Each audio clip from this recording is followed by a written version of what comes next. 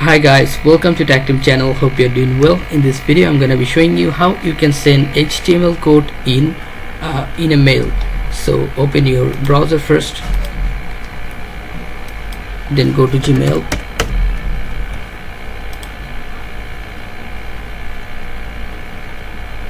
then compose your mail from here, the pencil icon, then type the person you want to send your mail, I mean the email address, then put your subject here.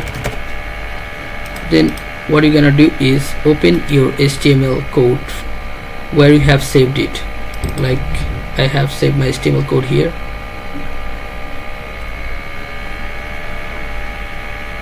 What's that? Hold on.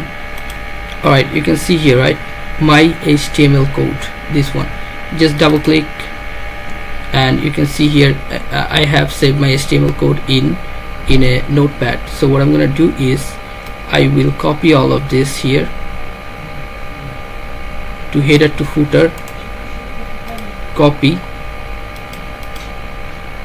then I will go back to email description page, then I will just paste it here.